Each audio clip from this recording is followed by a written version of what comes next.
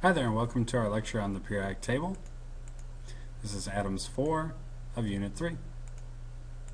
Our key ideas: why do elements within a group of the periodic table have similar chemical properties? And what happens to an atom that gains or loses electrons? And what are the three main categories of elements? Our first thing is to look at the role of electrons. So why do elements within a group of the periodic table have similar chemical properties?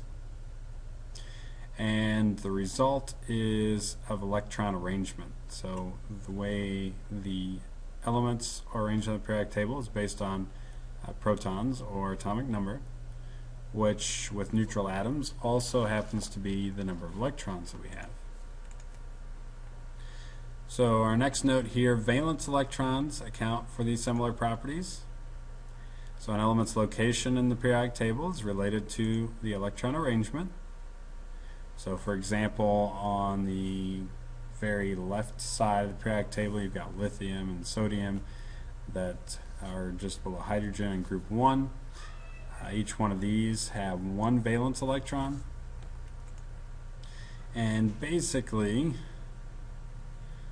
what a valence electron is just the outermost electrons. So with lithium here we've got two orbitals, or two rings outside the nucleus. The nucleus is a little black dot in the middle.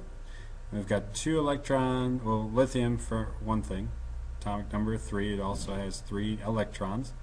2 of those go in this inner ring, and then the other one goes in this outer ring. And then with sodium, the first ring can only hold 2, the second can hold 8, and the third can hold more. But we only have one more electron. So sodium had 11 protons, or 11 electrons, because it's neutral, it has the same number.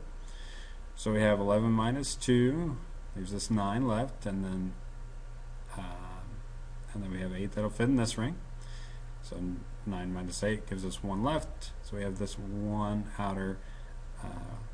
electron in this outer ring, or this outer shell. And that is the valence electron. We only have one electron in that outer ring, outer shell. It's referred to as the valence electron. So looking at oxygen here, oxygen has 8, 2, 4, 6, 7, 8 electrons. So 2 will fit in this first shell. The remaining 6 go out here.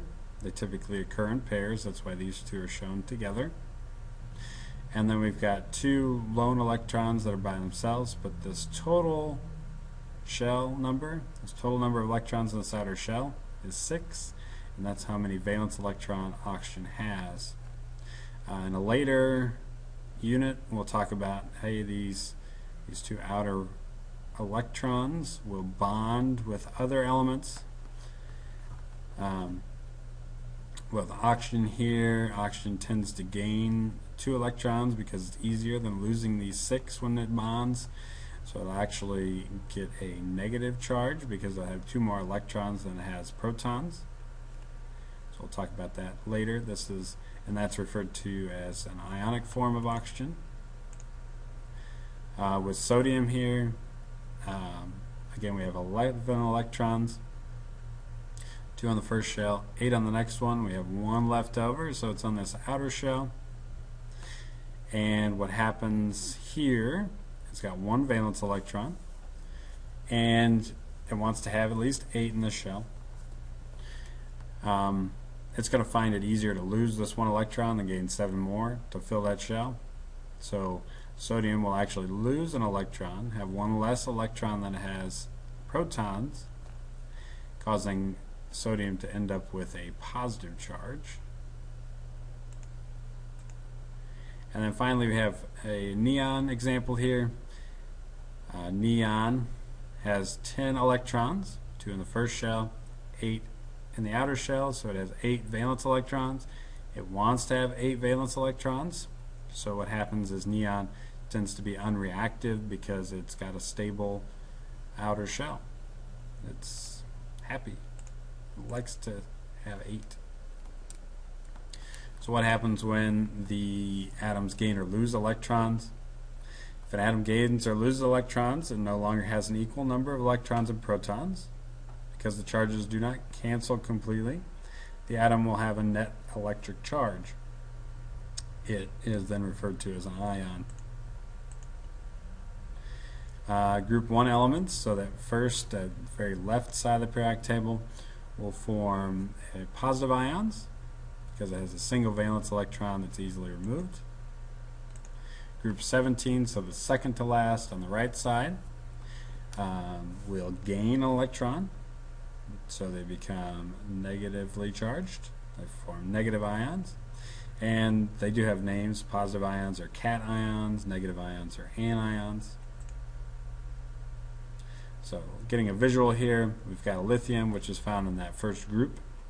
Lithium has one valence electron out here. It's going to be easier to lose that one. The gain's 7. And when it does that, it loses the electron. It now has a stable outer shell. We've got 2 electrons. We've got 3 positively charged protons. So the difference between this 3 positive charged proton and this negative 2 electron. So we've got 3 protons at a positive charge. We've got 2 electrons at a negative charge. So the difference between that is a positive 1 charge. Here we've got a fluorine atom. Fluorine has 7 valence electrons, so it's going to be easier to gain 1 electron than lose 7. What we have then is 9 positively charged protons, and we have gained electrons, so we have 8, 9, 10 electrons now. So the difference here is a negative 1 charge.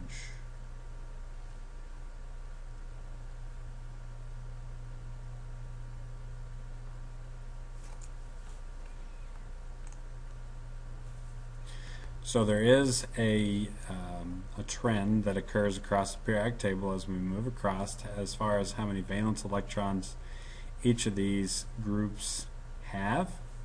So starting with hydrogen here, we've got 1 valence electron. Moving over to beryllium, we've got 2 valence electrons. These guys in the middle, again, their valence electrons will vary. So we're probably not really going to worry about these guys in the middle. So 1, 2, going over to boron here, we're just going to keep counting. 3 valence electrons, carbon has 4, nitrogen has 5, oxygen has 6, fluorine has 7, and with the exception of helium, starting with neon, has 8. And then helium has 2. But starting with neon, going down, there's 8 valence electrons. And these trends apply to the elements that are underneath that number. So they will go down from there. So the elements that fall underneath will have that same number of valence electrons in general. There's some that vary over here on the right side of the periodic table, but in general this is the trend that occurs with valence electrons. We've got another note on how elements are classified. This is kind of a continuation from our last lecture. We've got 3 main categories of elements. They're either going to fall into the category metal, non-metal, or semiconductor, or metalloid.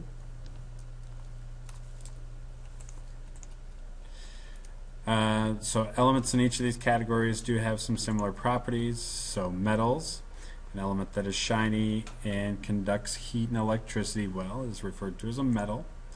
A non-metal is an element that conducts heat and electricity poorly. And a semiconductor or metalloid is an element or compound that kind of does both. It conducts electrical current better than an insulator does, but not as well as a conductor. So we've got some examples of each of those on this next slide. Some metals, good conductors of electricity, good conductors of heat. They're ductile, which means they're easily drawn into wires, malleable, so they can be shaped or formed, and most are shiny. So we've got a couple examples: copper, lead. Non-metals, they're not good conductors of electricity, they're not good conductors of heat, they're not malleable, they're not shiny. Basically, they're opposite of metal. Carbon, sulfur, these are examples, elemental examples. Semiconductors or metalloids share properties with metals and non-metals. They can conduct electricity under certain conditions. You can find them in chips and computers. Silicon is what they use for those. So, thanks for listening.